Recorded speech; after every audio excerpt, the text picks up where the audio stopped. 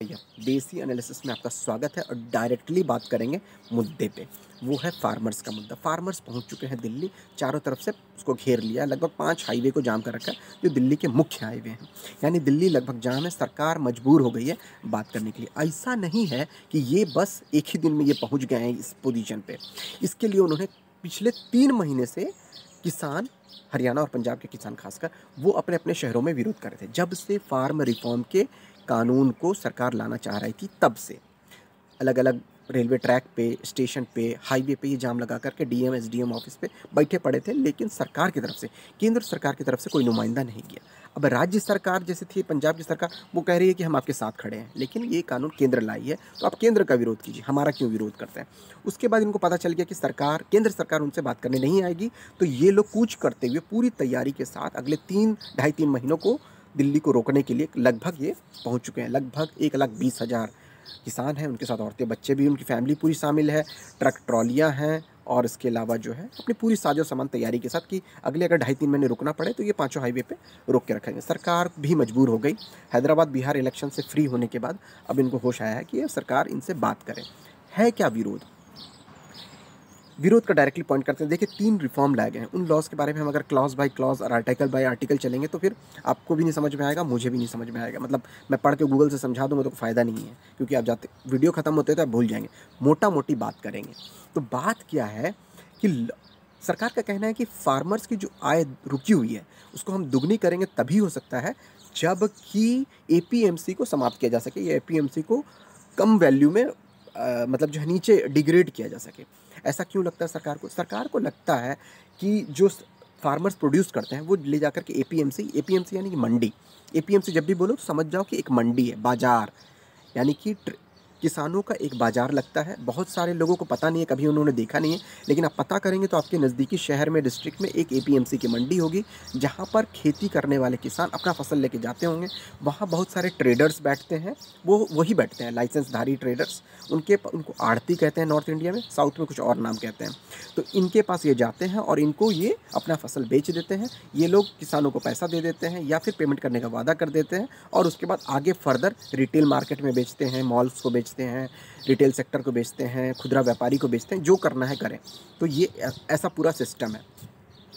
ठीक है, अब इसमें क्या है, हरियाणा और पंजाब में बड़ा अच्छा माहौल है। एपीएमसी को उन्होंने बहुत अच्छे से डेवलप किया है। अब होता क्या है कि किसानों का और आढ़तियों का अच्छा रिलेशन है, तो वो बड़े अच्छे से उनका ट्रेडर्स खरीदते हैं, उनको उचित मुआवजा देते हैं और उनको घर विदा कर देते हैं। उसके बाद फर्दर अपना काम चलता है। यहाँ पर की प्लेयर देखिए, अब है क्या, अगर किसी भी मंडी में मैं अगर कोई ये मोबाइल, जिस मोबाइल में रिकॉर्ड कर रहा हूँ, उसको बेचना चाहूँ तो उसमें मैं बोल सकता हूँ कि 9,000 में मुझे बेचना है। बहुत सारे अगर ट्रेडर होंगे तो वो बोलेंगे नहीं, कि कोई 9,500 बोलेगा, कोई 9,050, 9,051, 9,052, इस तरह से प्राइस लगाएगा। जो भी 9,053 रुपये बोलेगा, शायद मुझे सबसे ज़्यादा प्राइस मिले तो मैं उसको बेच दूंगा, तो मुझे प्रॉफिट मिल जाएगा। मंडी का यही फंडा था।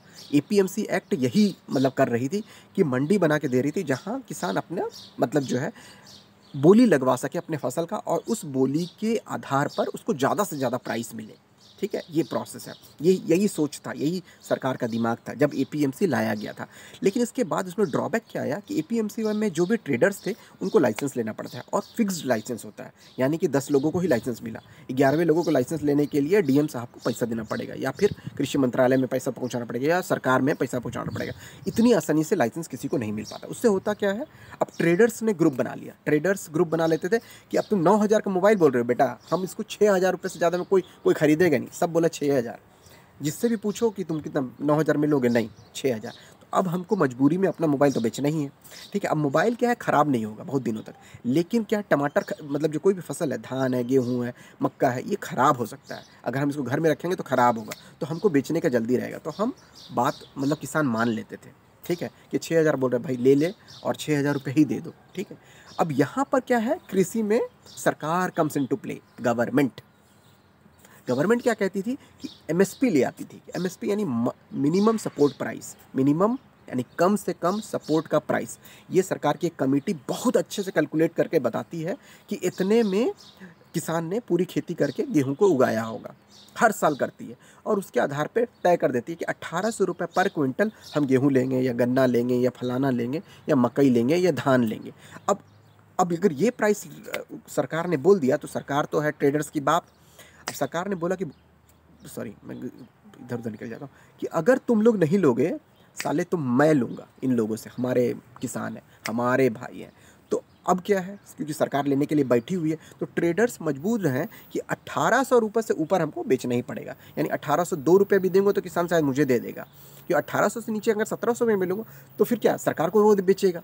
तो यहाँ पर क्या होता है, ट्रेडर्स के ऊपर प्रेशर पड़ जाता है और एमएसपी तो देना ही पड़ता है। यहीं पर कम्स इनटू सारा मार्केट का खेल यहीं पर हो जाता है, ठीक है। तो यहाँ पर किसानों को प्रॉफिट हो जाता है।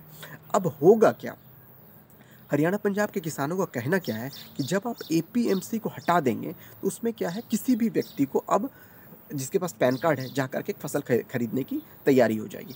उसके बाद आप एमएसपी को भी धीरे धीरे डिग्रेड कर देंगे।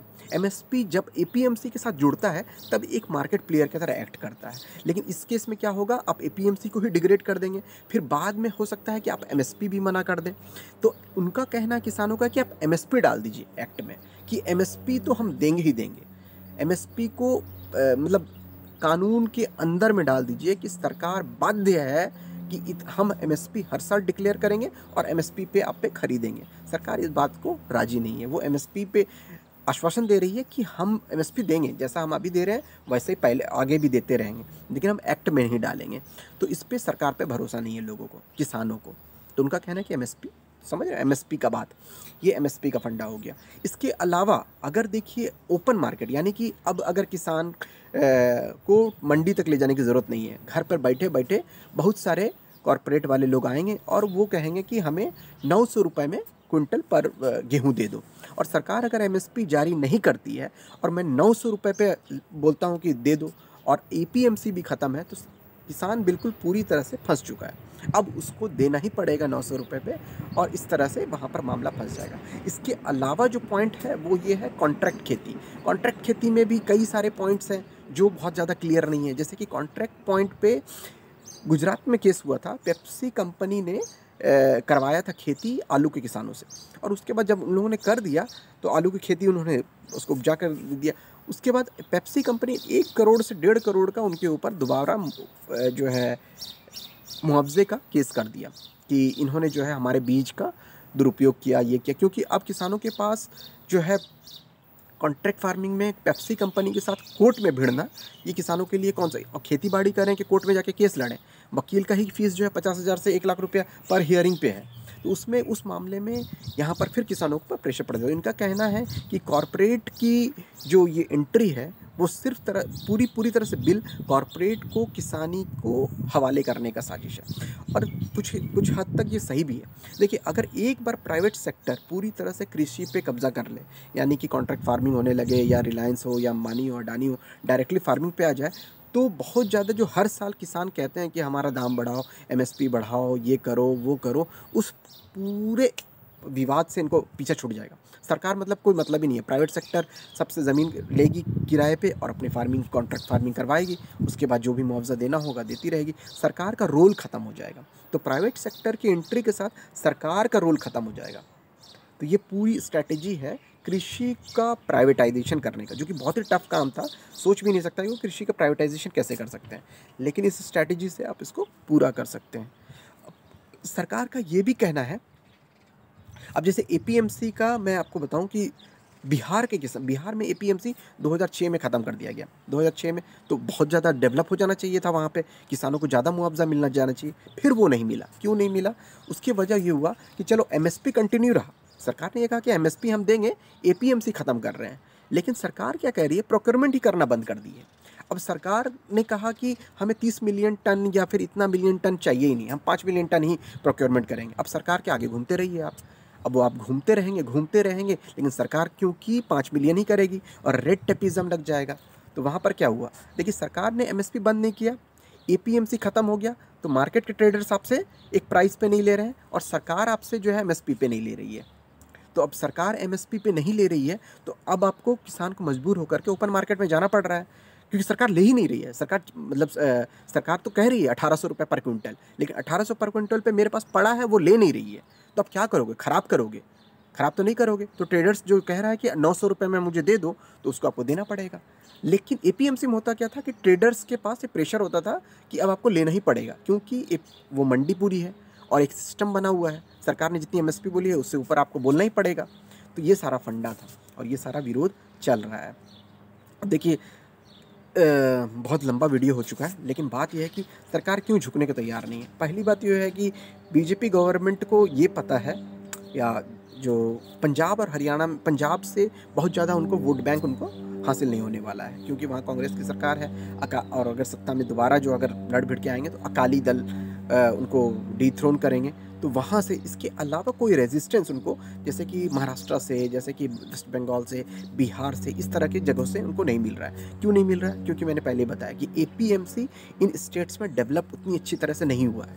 ये लोग ओपन मार्केट में ही सेल करते हैं और ओपन मार्केट में ही सेल करके इनका काम चल जाता है। ज़्यादातर सबसिस्टेंस खेती, यानी कि अपने आप को गुजारा चलाने वाला खेती ज़्यादा होता है बनिस्बत की व्यापारिक स्तर की खेती। पंजाब हरियाणा में व्यापारिक स्तर की खेती करते हैं, ये प्रॉफिट कमाते हैं, बेचते हैं एमएसपी से ऊपर, प्रॉफिट कमाते हैं, उनके बच्चे विदेश भी पढ़ने जाते हैं, कनाडा शिफ्ट हो जाते हैं, तो उनका एक अलग अलग तरीके से चलता है। और बाकी बिहार का, पंजाब, बिहार का, वेस्ट बंगाल का, झारखंड का, ये सबसिस्टेंस खेती, यानी अपना गुजारा करने लायक, बस इतना हो जाए कि हमारा खा पी के गुजारा चल जाए, एक बाइक हम खरीद लें, उसका तेल पेट्रोल डालते रहें, थोड़ा बहुत परिवार वगैरह से मिलते रहें। तो ये पूरा खेल है किसानों का पंजाब और हरियाणा की तरफ से। इसके अलावा इसके समर्थन में कई लोग आ गए हैं, जैसे कि मुंबई के टैक्सी वाले, कोलकाता के टैक्सी वाले, कई सारे जो है आपके कनाडा के प्राइम मिनिस्टर जो जस्टिन ट्रूडो हैं, इसके अलावा कमला हैरिस यूएस से, वो भी समर्थन कर रही हैं। इसके अलावा आपका पूरे पंजाब की जो भी पॉप मीडिया है, पॉप म्यूज़िक की, और इसके अलावा जो सेलिब्रिटी हैं उनके, वो सारे इनको सपोर्ट कर रहे हैं, क्योंकि कृषि उनका आधार है। हर घर से कोई ना कोई कृषि से जुड़ा हुआ है, खेती से जुड़ा है, किसानी से जुड़ा हुआ है, तो उनके लिए जीवन मरण का प्रश्न है। वो लड़ेंगे अंतिम दम तक। अब बाकी देखते हैं सरकार क्या स्ट्रैटेजी अपनाती है। मिलेंगे दोबारा, अगर समझ में नहीं आया तो मुझे बताना, या थोड़ा घिच पिच हो गया, मिलेंगे दोबारा, ठीक है, किसी अन्य टॉपिक पे। तब तक देखते रहिए, सब्सक्राइब करिए, बढ़ाइए उड़ाइए देसी एनालिसिस को।